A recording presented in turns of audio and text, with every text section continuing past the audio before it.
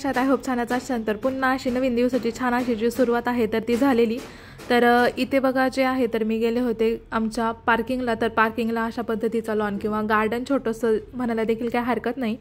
तर तिथे जे आहे तर ते लेबर लोक अजून राहतात, कारण समोरची जी आमची विंग आहे तर तिचं बऱ्यापैकी अजून काम जे आहे तर ते इनकम्प्लीट आहे, म्हणून ती लेबर लोक आहे जे तिथंच राहतात.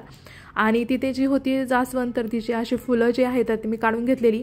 ती फुलं वगैरे काढून झाल्यानंतर आज जे आहे तर ते मी करणार होते हेअर ऑइल, कारण केस जे आहे तर ते थंडीने खूप असे ड्राय होतात आणि गळतात सुद्धा. माझ्यासुद्धा केसांचे काहीसे तसेच हाल झालेले आहेत.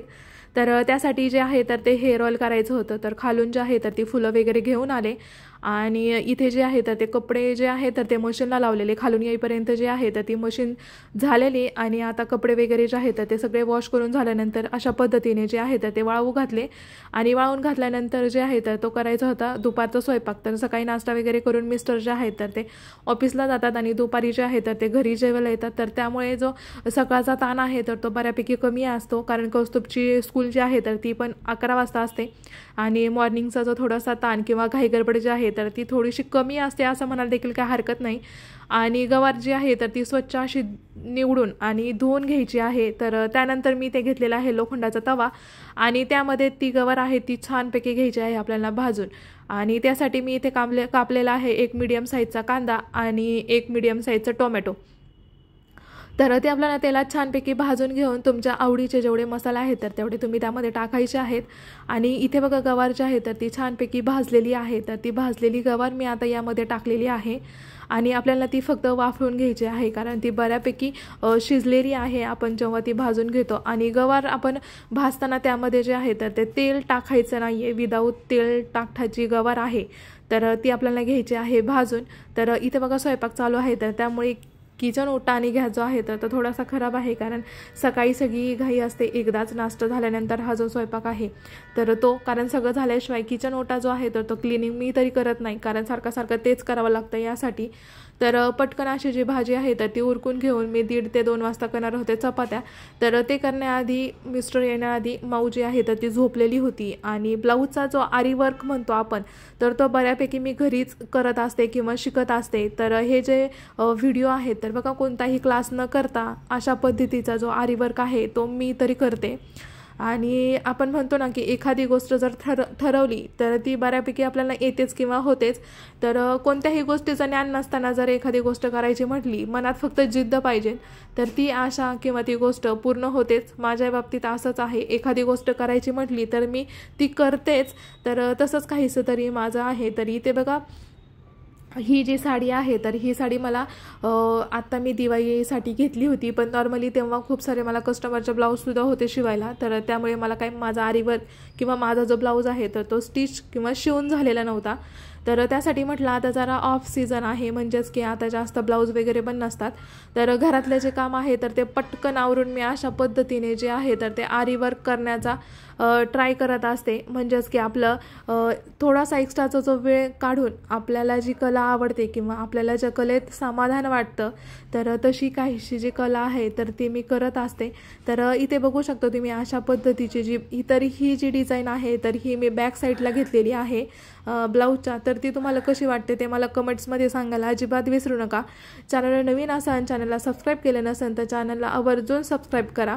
आणि हा जो व्लॉग आहे तर तो तुम्हाला बघायला कसा वाटला तर ते सुद्धा मला कमेंट्समध्ये सांगायला अजिबात विसरू नका.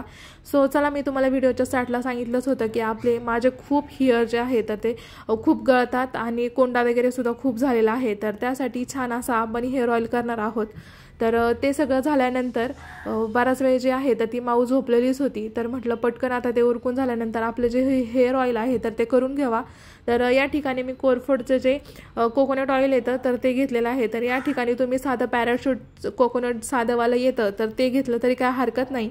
तर कोणत्याही पॅनमध्ये आपल्याला जे आहे तर ते तेल किंवा एक अशी बॉटल जी आहे पूर्ण, तर हे जर तेल केलं तर तुम्हाला 2-2.5 महिने जे आहे तर ते पुरेन इतपत होतं. आणि एकदाच करून ठेवायचं आहे, काही खराब वगैरे अजिबात होत नाही. तर मगाशी मी तुम्हाला जी फुलं दाखवली ती, आणि याच्या आधीच्या व्लॉगमध्ये पण मी तुम्हाला गावाला गेल्यावरती जे झाड दाखवलं होतं जास्वंदीचं, तर त्याचे पण मी फुलं काढून आणलेले.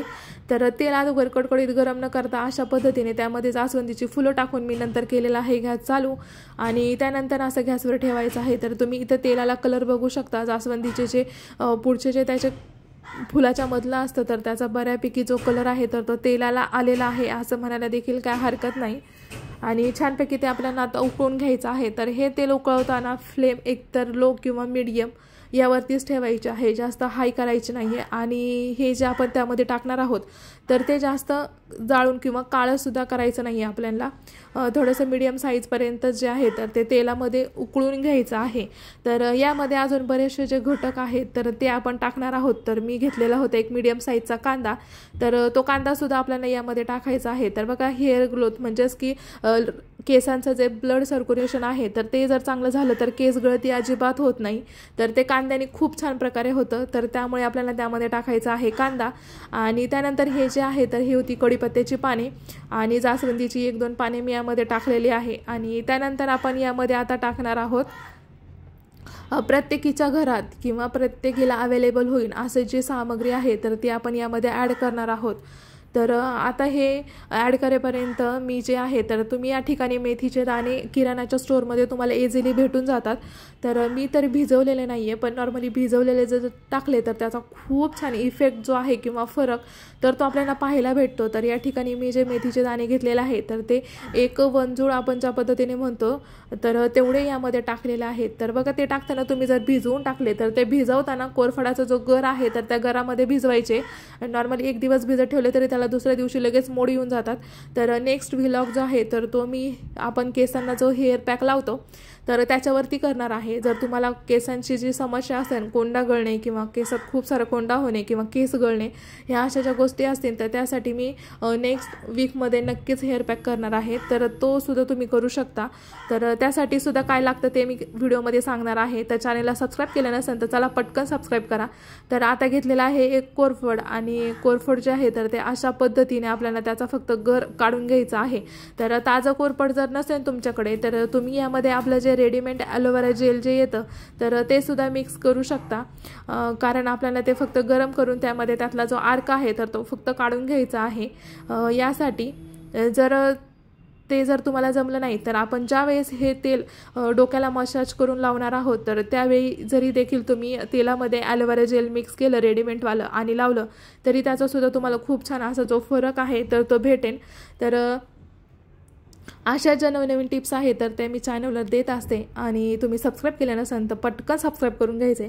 तर छानपैकी सगळा आपला ॲलोवेराचा जो जेलचा गर आहे तर तो सगळा काढून झाल्यानंतर इथे बघा मी कशा पद्धतीने बॉईल करून घेते. तर आपल्याला ते जास्त जाळायचं सुद्धा नाही आहे, फक्त त्यातला जो आर्क आहे तर तो तेलात उतरेल इथपर्यंत आपल्याला त्यामध्ये भाजून घ्यायचा आहे. तर हे करताना हाताचे जे आहे तर ते केअर घ्यायचे आहे, कारण जे बबल्स आहे तर त्यामुळे तेलाचा चटका जो आहे तर तो हाताला लागू शकतो. यासाठी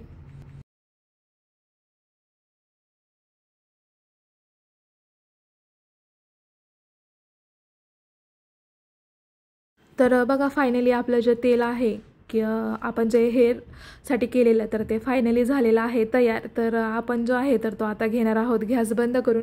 तर अशा पद्धतीने जे आहे तर ते त्यामध्ये टाकलेलं तर त्याची अशा पद्धतीने जी आपण कन्सिस्टन्सी म्हणतो किंवा त्याचा कलर तर तो पूर्णपणे उतरलेला नाही आहे किंवा डल झालेला नाही आहे. तर इतपतच आपल्याला त्यामध्ये जे आहे तर ते घ्यायचं आहे फ्राय करून किंवा तळून जरी म्हणलं तरी काय हरकत नाही, कारण त्याच पद्धतीने होतं. सो ते तेल थंड झाल्यानंतर आपल्याला घ्यायचं आहे आता गाळून. तर ते गाळताना बघा थंड झाल्यानंतर आपला त्यामधला जो आर्क वगैरे आहे तर तो सगळा काढून घ्यायचा आहे.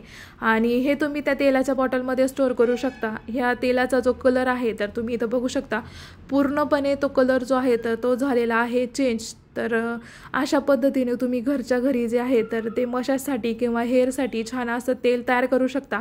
तर मेन पॉईंट याचा हा आहे की आणि केससुद्धा खूप पटपट आणि भरभर वाढतात.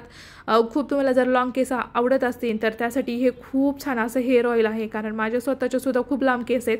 पण नॉर्मली आता बाळामुळे मला जास्त जे आहे तर ते हेअर ऑइल किंवा हे हेअरची जी काळजी आहे केअर तर ती घ्यायला जमत नाही. तर आता पुन्हा ती मोठी झाली आणि पुन्हा मी माझं जे रुटीन आहे तर ते ठेवलेलं आहे चालू. कारण घरातलं मुलांचं सगळं करायचं म्हटलं की स्वतःसाठी जो वेळ आहे तर तो कमीच भेटतो. कारण लहान वयातच मुलांची जी केअर किंवा काळजी आहे तर ती घेतली जाते. तर त्यासाठी माझंही काहीसं असंच झालं होतं. घरातलं जे काम आहे तर ते आणि स्वतःकडे लक्ष. सो यामध्ये चला भेटूया पुढच्या व्लॉगमध्ये. तोपर्यंत बाय बाय.